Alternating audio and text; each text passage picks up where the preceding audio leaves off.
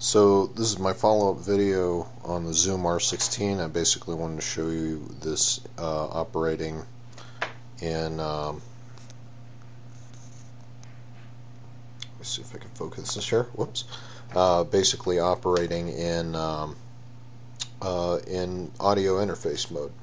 So comes with a USB cable. You plug it right into the side here. Oh, one thing before I plug this in, I mentioned that I forgot to say in the last video. There's two USB. You can see you have the host connection and the device connection there. Hopefully you can read that. The host connection, you can actually take two of these and you can record 16 channels at once. You just basically have it operating as master and slave mode. So that's a pretty nice feature on these if you need to record more than 8 inputs simultaneously.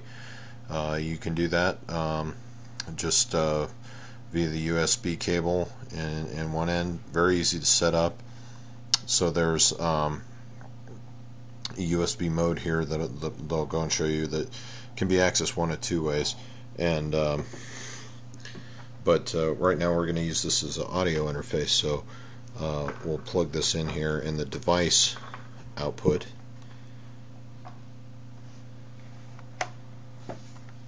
Okay, and now if you have the unit turned off and you plug that in, it'll automatically go to this next screen, but since I have this powered on here, you just hit the USB button and you go right here. You have a selection of audio interface. Now I want to show you a couple of these other options here. You can scroll through. There's a card reader mode. So what I like to do on this is because this it's a nice lightweight unit. It's very portable.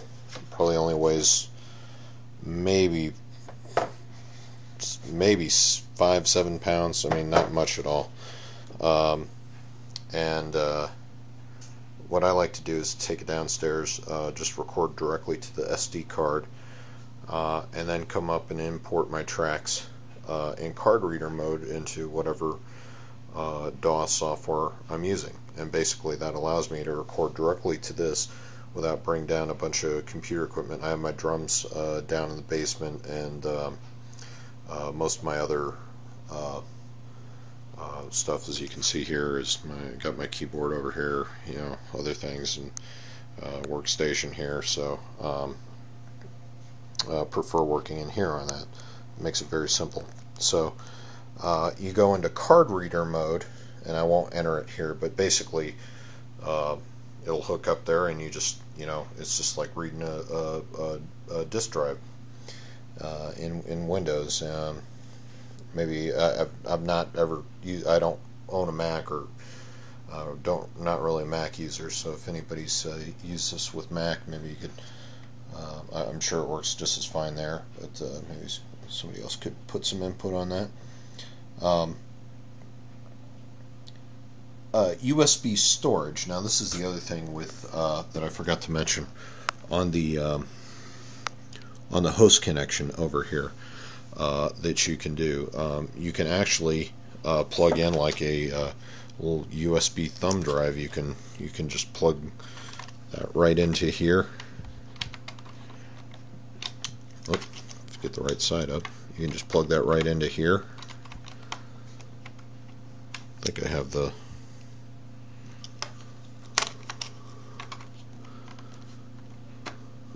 You just plug that right into there. You can go into USB storage, and you can basically back up your data.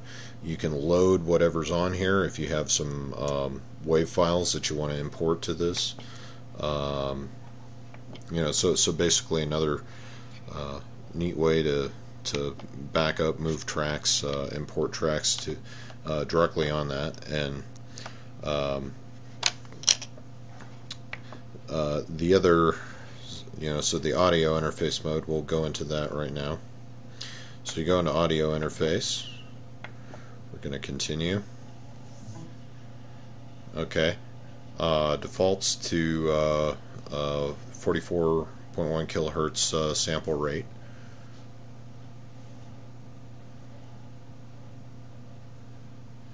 And I believe that is interchangeable. I've not messed with that, but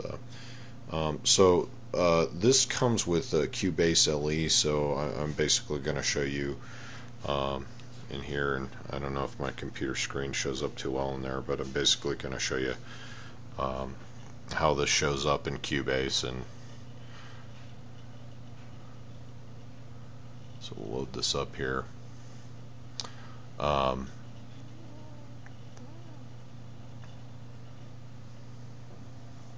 sure how well you can read this here. I'm gonna load up a project that I've done on this.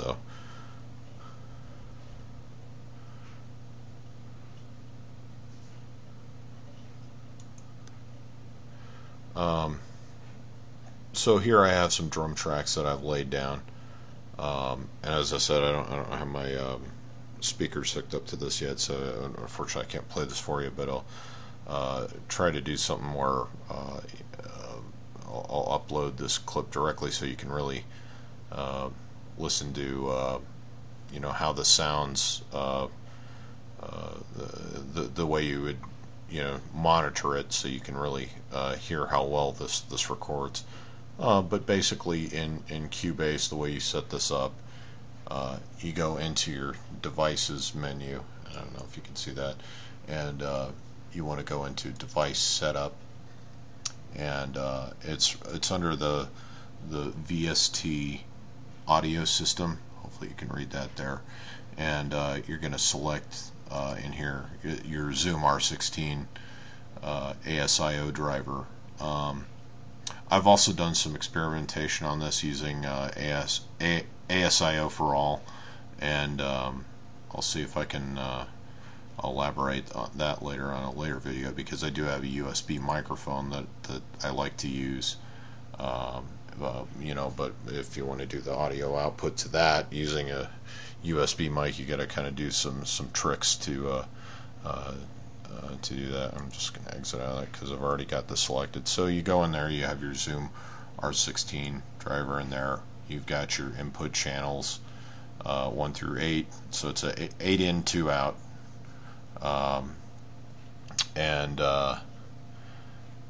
For setting up the remote as a control surface, basically you do it in Mackie Control.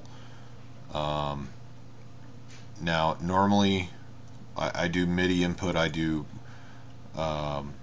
generally do all MIDI inputs because I do have a USB Uno or M Audio Uno, and that works flawlessly, going direct output to this, on the output channels on that, from my keyboard into this, and really no latency at all. And that's just with default settings. I really didn't mess with anything, but you normally select the R16 or R24 driver, as well as the output,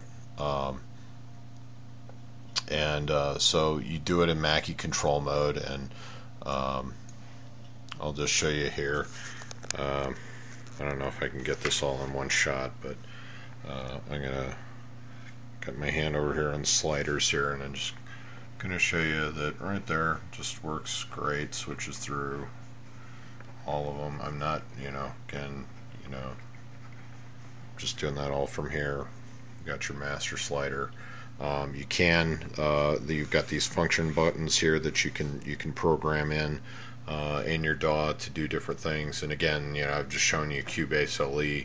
It's going to be different for your different digital audio workstations. So anyway, hopefully that gives you a quick overview of the features on this. Really a great unit. Records great for the price, and the versatility of it. Couldn't recommend it anymore.